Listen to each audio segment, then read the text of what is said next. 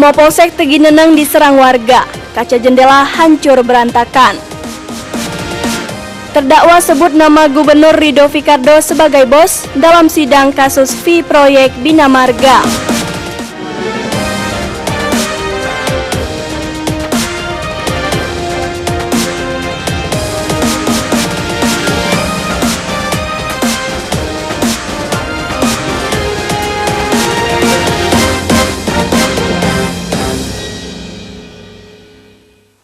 Selamat sore pemirsa, kita berjumpa lagi dalam Anyes Lampung Sepekan.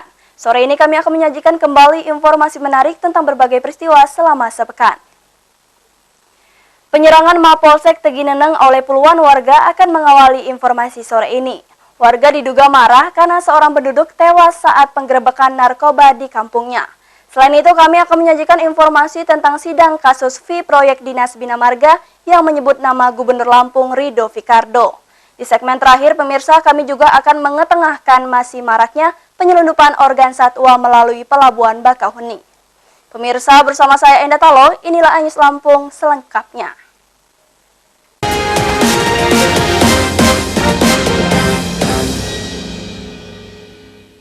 Pemirsa, markas kepolisian sektor Tegineneng, Kabupaten Pesawaran diserang dan dirusak oleh puluhan warga Jumat pagi.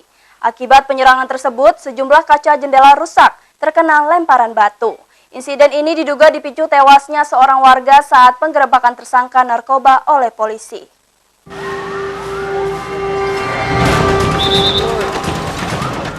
Masa menyerang markas Polsek Tegineneng saat aparat kepolisian menggelar apel pagi. Pelaku melempari semua ruangan dengan batu dan pot bunga bertubi-tubi. Serangan begitu cepat sehingga aparat tak sempat mencegah. Serangan massa mengakibatkan kerusakan markas Polsek Tegineneng. Ruang tunggu, ruang kepala unit lalu lintas, ruang SPK hingga ruang Kapolsek rusak. Nyaris seluruh kaca pecah berantakan.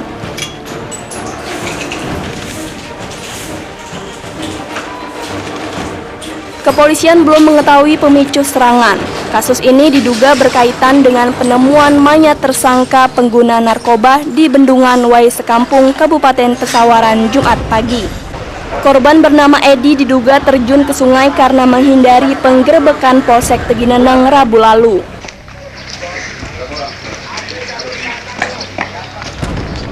Personil Brimob dan Sabara Polda Lampung mengamankan markas Polsek Tegineneng. Petugas juga menjaga ketat ruang forensik tempat persemayam jenazah. Keluarga tersangka pengguna narkoba menolak petugas kepolisian melakukan otopsi. Awak media juga dilarang mengambil gambar jenazah. Andres Afandi, MNC Media, Pesawaran. Ya pemirsa, beralih ke topik lain. Nama Gubernur Lampung Ridho Fikardo disebut sebagai bos oleh terdakwa Farizal dalam sidang kasus gratifikasi proyek Dinas Bina Marga. Bahkan dalam surat dakwaan, Farizal menyebut mendapat perintah dari gubernur untuk mencarikan rekanan yang bisa menggarap proyek-proyek di Bina Marga. Nama Gubernur Lampung Ridho Fikardo disebut jaksa penuntut umum saat membacakan surat dakwaan mantan Kepala Biro Perekonomian Lampung, Farizal Badri Zaini, di Pengadilan Tipikor PN Tanjung Karang, Kamis lalu. Jaksa penuntut umum Andri menyatakan Farizal menyebut nama Gubernur Lampung sebagai bos saat bertemu mantan Kepala Seksi Badan Koordinasi Penyuluhan Pertanian Perikanan dan Kelautan Provinsi Lampung, Joko Prihartanto, di ruang kerjanya. Pada pertemuan itu, Farizal menerangkan kepada Joko baru saja rapat dengan bos. Yang dimaksud bos adalah Gubernur Lampung Ridho Fikardo. Farizal mendapat perintah dari gubernur untuk dicarikan sejumlah rekanan dalam proyek jalan dan pengairan di Dinas Bina Marga. Farizal pun meminta Joko mencarikan rekanan yang mau mengerjakan proyek-proyek tersebut. Kemudian pada bulan Januari tahun 2016, terdakwa menghubungi saksi Joko Prihartanto meminta untuk menemui terdakwa di rumah kerjanya dan terdakwa mengatakan kepada saksi Joko Prihartanto, dua habis rapat dengan bos, maksudnya adalah Gubernur Lampung Ridho Fikardo, yang memerintahkan suruh cari rekanan atau kontraktor yang mau mengambil paket proyek. Dalam dakwaannya, JPU menjelaskan setelah mendapatkan sejumlah rekanan yang akan ikut dalam pengerjaan proyek tersebut, Farizal kemudian meminta fee sebesar 20% dari nilai proyek. Selanjutnya, 11 rekanan yang tertarik ikut mengerjakan proyek menyetorkan uang total sebesar 14 miliar rupiah lebih kepada Farizal dan Joko. Namun, hingga uang diberikan, proyek yang dijanjikan tidak ada. Rekanan kemudian melapor ke Polda. Ruslan AS, MNC Media, Bandar Lampung.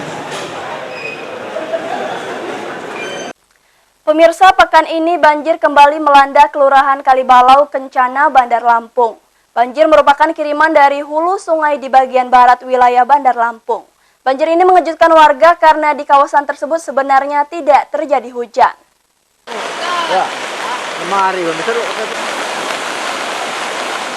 Hujan deras melanda kawasan Tanjung Karang Barat, Kemiling, Tanjung Karang Pusat, Kedaton mulai Selasa sore hingga malam.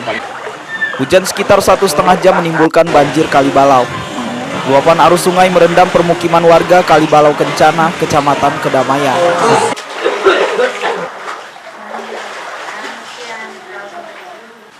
Rendaman banjir kiriman sempat mencapai 1 meter. Warga memindahkan barang-barang ke tempat tinggi, namun enggan meninggalkan rumah. Permukiman Kalibalau Kencana menjadi langganan banjir selama musim hujan. Warga berjaga sampai banjir surut. Hujan berapa lama sih, Bu, kalau banjir kayak gini? Oh ya, Siapa namanya? Ibu Romlah. Tiap hujan besar kayak gini apa Iya. gimana? Tadi hujan, Bu? Ya hujan di sana tuh, banjirnya datang. Oh, banjirnya di sini. Di sini nggak hujan tapi, Bu, ya? Enggak di sini. Mas, tiap banjir gitu. Ya banjir waktu itu lebih sering, sampai kemarin banjir bandang itu 100 kakak. Sampai berapa meter tingginya, Pak? Banjir? Sekarang ini baru semeter lah. Biasanya kalau Kemarin hampir yang sampai 2,5 meter. biasanya hujan berapa lama, Pak, banjirnya? Pak? Kalau hujan udah satu jam minimal di sini pasti naik. Warga siaga banjir setiap hujan lebih 1 jam. Kelurahan Kalibalau Kencana merupakan salah satu titik paling rawan banjir. Kalibalau gampang meluap akibat tingginya curah hujan serta pendangkalan alur sungai. Andres Afandi, MNC Media, Bandar Lampung. Pemirsa, terkait penanggulangan banjir, Pemkot Bandar Lampung menertibkan bangunan liar di Jalan Soekarno-Hatta, kawasan Campang Raya, Kecamatan Sukabumi. Bangunan tersebut menutupi drainase dan memicu banjir selama musim hujan. Petugas mengerahkan alat berat untuk mempercepat pembongkaran.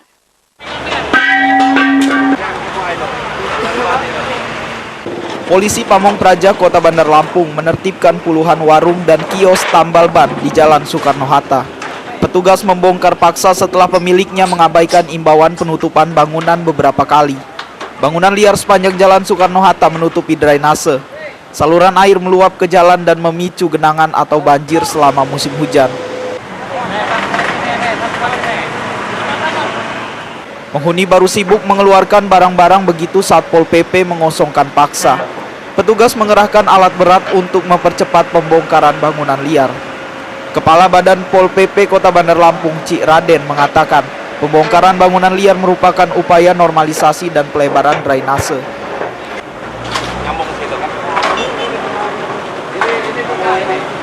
Nah, hari ini ialah teras ataupun mereka tapal ban ini menutupi daripada siring-siring. Ini penyumbatan. Jadi pada waktu hari hujan dia kayak lautan kayak ini, tergenang air. Maka kita kerjasama bersama-sama dengan camat, lurah dan tokoh masyarakat di sini, kita buat siring yang lebih besar lagi. Oh, ini nutupin siringnya? Iya, nutupin siring. Mereka nanti kita kasih waktu 7 hari, mereka udah bongkar semua, tapi kita udah membuat siring di depan ini lebih besar lagi. Pemkot Bandar Lampung mempercepat pelebaran drainase setelah banjir berturut-turut menggenangi kawasan perumahan dan seputar Jalan Soekarno-Hatta. Pemilik bangunan diberi waktu pengosongan 1 pekan. Andres Afandi, MNC Media, Bandar Lampung. Pemirsa, setelah pesan-pesan berikut ini kami akan sajikan informasi lain, di antaranya Sidang Bupati Bambang Kurniawan mengungkapkan puluhan nama anggota DPRD Tanggamus menerima gratifikasi. Untuk informasinya sesaat lagi.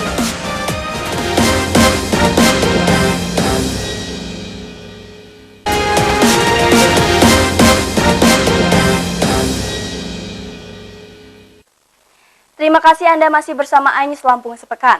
Awal pekan lalu, Bupati Tanggamus nonaktif Bambang Kurniawan mulai menjalani sidang di Pengadilan Tipikor Tanjung Karang. Jaksa menyatakan terdakwa melakukan gratifikasi terhadap sejumlah anggota DPRD terkait pengesahan APBD Kabupaten Tanggamus tahun 2016. Kasus Bambang Kurniawan memasuki babak baru. Bupati nonaktif Tanggamus ini mulai menjalani persidangan perdana di Pengadilan Tipikor Tanjung Karang. Jaksa KPK menjerat Bambang dengan pasal alternatif tentang korupsi. Menurut jaksa, Bambang memberi atau menjanjikan sesuatu kepada penyelenggara negara. Dalam sidang yang dipimpin Hakim Minanur Rahman ini, Bambang didakwa memberikan uang 943 juta rupiah. Jaksa KPK Sobari dan Pri Anggoro Mukti menyatakan terdakwa memberi uang kepada anggota DPRD Tanggamus. Pemberian uang tersebut untuk memperlancar pengesahan RAPBD tahun 2016. Dalam dakwaannya, jaksa menjelaskan uang diberikan kepada anggota dewan secara bertahap. Oke, silakan bacakan dakwaan nomor DAK 16/24/03 lahir Bandung, umur tanggal lahir 49 tahun, 21 Juli 1967. Setiap ketua fraksi di DPRD Tanggamus menerima uang dari Bambang Kurniawan, masing-masing lebih dari 60 juta rupiah. Uang diberikan oleh Bupati atau melalui Kepala Bagian Umum Kabupaten Tanggamus, Bayu Mahardika, sebesar 125 juta rupiah. Pada awal Desember, terdakwa kembali memberikan uang 325 juta rupiah untuk dibagikan kepada masing-masing ketua fraksi Kabupaten Tanggamus sebesar 65 juta rupiah. Dari Bandar Lampung, Ruslan AS MNC Media melaporkan. Pemirsa, kasus dugaan gratifikasi APBD Tanggamus menyeret sedikitnya 26 anggota dewan yang duduk di Komisi 1, 2, dan 4 DPRD Tanggamus. Jaksa Sobari menyatakan anggota 3 komisi dan para ketua fraksi menerima uang suap. Kasus Bambang Kurniawan menyeret sedikitnya 26 dari 45 anggota DPRD Kabupaten Tanggamus. Hal ini terungkap dari dakwaan jaksa dari KPK Sobari. Dalam dakwaannya, jaksa menyatakan setelah pengesahan Kebijakan Umum Anggaran atau KUA PPAS pada 5 November 2015, Bupati Bambang Kurniawan memberikan uang kepada Bayu Mahardika 125 juta rupiah. Uang diberikan di rumah pribadi Bambang di kawasan Kota Baru, Tanjung Karang Timur. Selanjutnya, uang dari Bambang Kurniawan dibagikan kepada anggota Komisi 1, 2, dan 4 dengan besaran bervariasi, mulai dari 2 juta hingga 4 juta rupiah. Setelah pengesahan APBD 2016 pada 1 Desember, Bambang kembali memberikan uang 325 juta rupiah kepada Ikhwani. Uang tersebut diperuntukkan bagi seluruh ketua fraksi di DPRD Kabupaten Tanggamus. Pada 5 Desember 2015, terdakwa juga memberikan uang sebesar 130 juta rupiah di rumahnya kepada pahlawan Usman. Uang tersebut dibagikan kepada seluruh anggota fraksi Partai Kebangkitan Bangsa.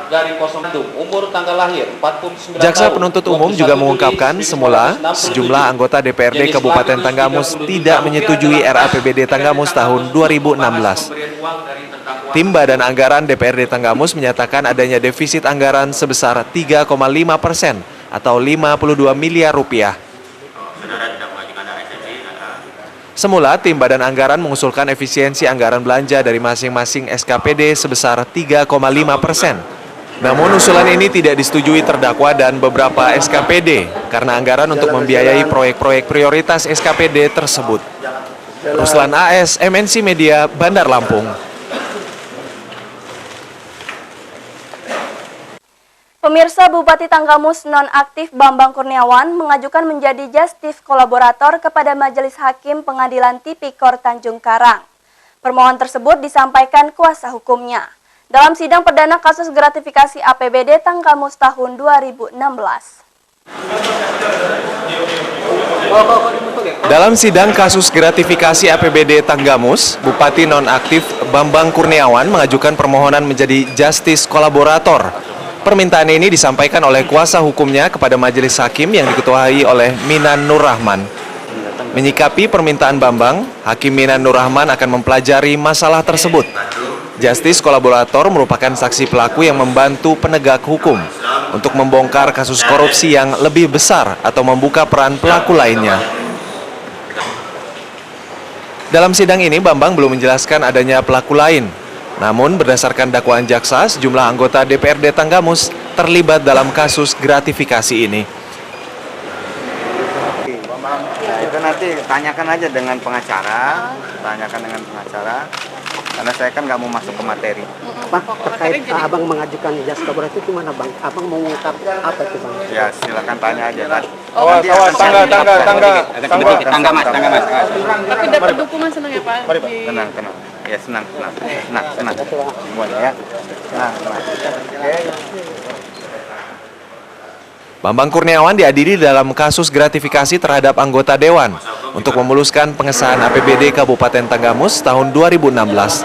Total uang suap yang diberikan Bambang lebih dari 943 juta rupiah. Ruslan AS, MNC Media, Bandar Lampung. Ya pemirsa, setelah pesan-pesan berikut ini kami akan sajikan informasi lain di antaranya. Petugas Pelabuhan Bakauheni gagalkan pengiriman ratusan lembar kulit ular. Ikuti informasinya sesaat lagi.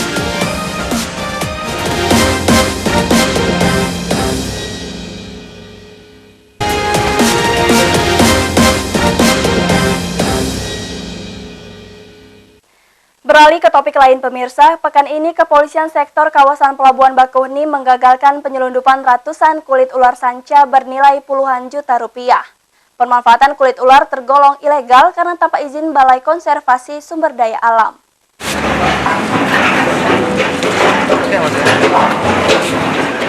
Kepolisian Sektor Kawasan Pelabuhan Bakauheni menyita 150 lembar kulit ular sanca dalam razia rutin. Barang ilegal bernilai puluhan juta rupiah ini diperdagangkan sebagai bahan kerajinan seperti tas, dompet, dan sabut. Penyelundup mengirim kulit ular dari Medan, Sumatera Utara tujuan Tangerang, Banten.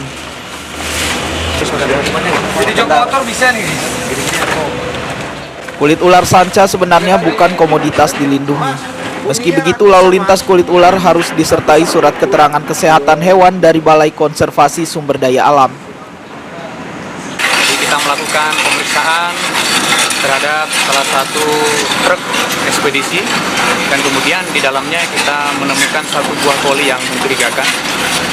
Ya, setelah kita lakukan pengecekan, ternyata di dalamnya kita temukan kulit ular, ya, kulit ular yang sudah dikeringkan, yang dikirimkan dari Medan menuju Tangerang.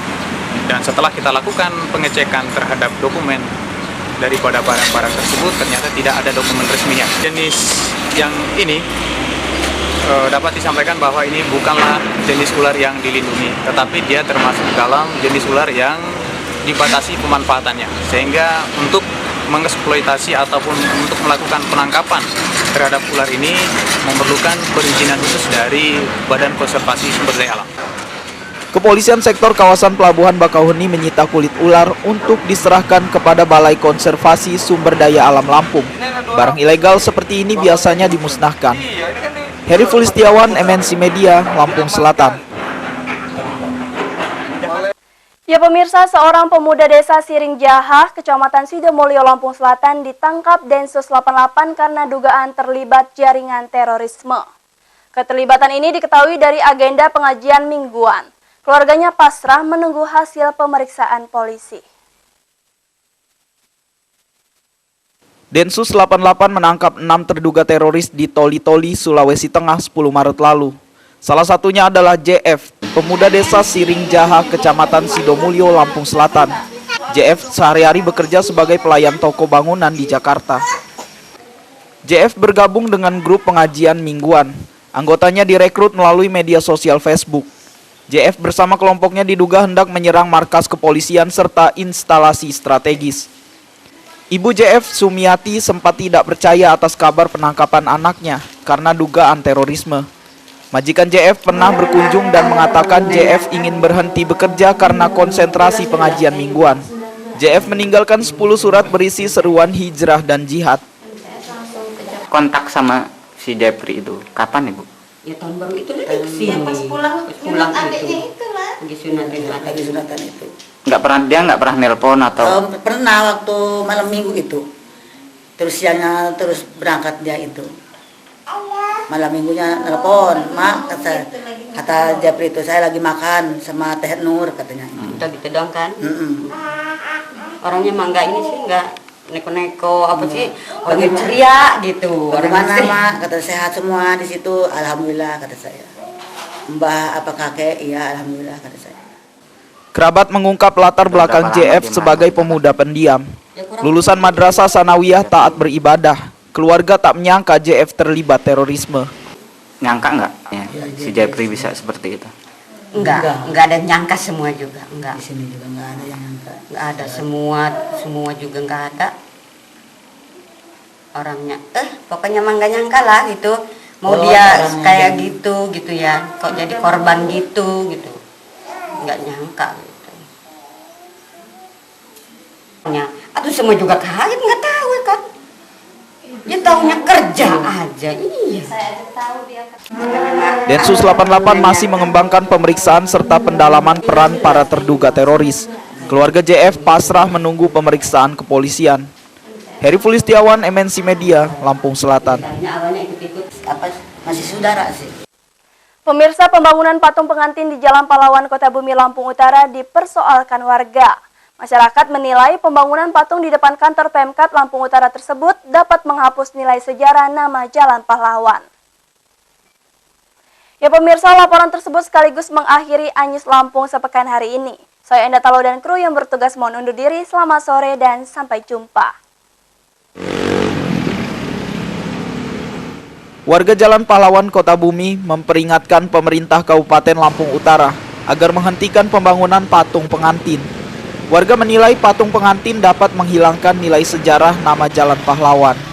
Patung pengantin yang dibangun di persimpangan Jalan Pahlawan Kota Bumi ini didanai anggaran dari Corporate Social Responsibility atau CSR PT Nakau sebesar 200 juta rupiah. Menyikapi hal tersebut, pemerintah Kabupaten Lampung Utara menjelaskan pembangunan patung pengantin untuk mempercantik kota dengan menonjolkan kebudayaan lokal. Pemerintah akan melanjutkan pembangunan patung pengantin selama tidak melanggar hukum. Ya nanti akan kita lihat ya dari segala aspek, ya, baik dari segi politik, sosial juga. Tapi inilah sebenarnya yang sudah digariskan. Sebenarnya ini dalam konsep menata kota agar kota kita semakin indah. Kemudian juga adanya tugu pengantin dan sebagainya. Sebenarnya ini adalah program-program yang sifatnya menunjukkan kearifan lokal. Bahwa di Kota Bumi ini ada budaya yang kental, yaitu budaya Lampung yang harus kita tumbuhkan dalam wujud mungkin budaya-budaya seni art patung, kemudian juga mungkin lukisan dan sebagainya, ornamen-ornamen yang ada. Saya harapkan masyarakat untuk bisa dapat mendukung ini, mengaspirasi ini bersama-sama karena untuk kebaikan pembangunan kita yang kita cintai ini. Berarti pembangunan itu akan kita lanjutkan, Pak? Ya kita akan teruskan ya sesuai dengan ini selama tidak ada koridor-koridor yang melanggar hukum. Pekan lalu perwakilan warga Jalan Pahlawan Kota Bumi mendatangi kantor DPRD Lampung Utara. Mereka mengadukan pembangunan patung pengantin. Warga akan merobohkan patung itu jika Pemkab Lampung Utara tidak menghentikan pembangunannya. Jimmy Irawan, MNC Media, Lampung Utara.